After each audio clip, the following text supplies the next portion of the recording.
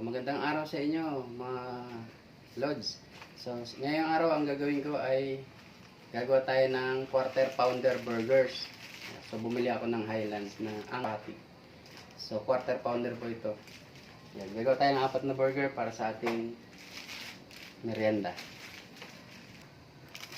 So, lutuin muna natin yung Angus patty na 4. Lalaki po yan, quarter pounder po yan. Busog-busog tayo dyan.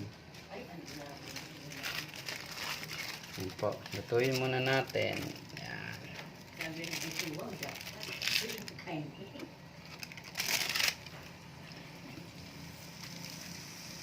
Yan po, quarter pounder po yan.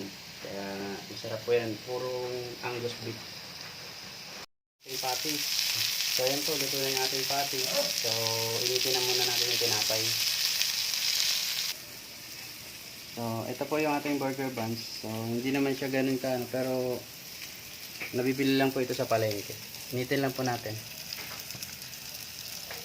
So ito po ang ating buns. Prepare na po natin ang ating burger. Quarter pounder burger.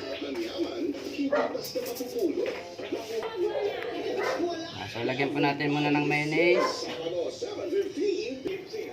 Lagyan na po natin yung quarter pounder patties. Lagyan na po natin yung egg. Yan. Lagyan na po natin yung bacon. Yan. Bacon po.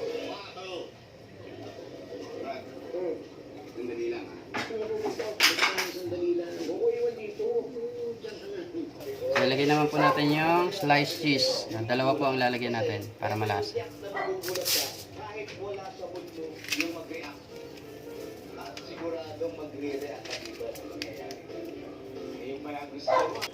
Lagyan na natin ng onion at kamatis.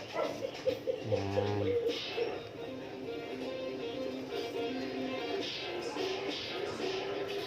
So, ano ipakita mo?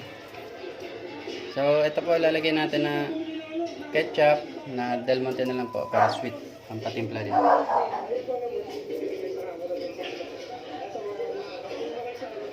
At ang pinakauli po, yung lettuce. Lagyan na po natin yung lettuce. Kailangan sagana sa lettuce. So, lagyan na po natin yung takip ng tinapay. Ayan po. Ito po ang aking homemade burger with egg and bacon. So, yan po ang merienda. Hapunan na rin namin ngayong gabi. Ngayong araw. So, yan. Ibalot po natin siya ng foil para po hindi siya matapon pag kinakain. Yan po. Ganyan po ang tamang pagbabalot ng burger po. No? Yan po. Yan po ang tamang pagbalot ng burger. So, yan po. Quarter pounder burger po. So, ito na po ang aking 4 na quarter pounder burger para lang hindi kayo bumili sa mga mamahaling burger stand. So, ito po, sold po sa isang tao. Busog talaga. Tingnan natin yung loob ng ating burger at lalantakan na namin to. Ayan po. Hatiin natin.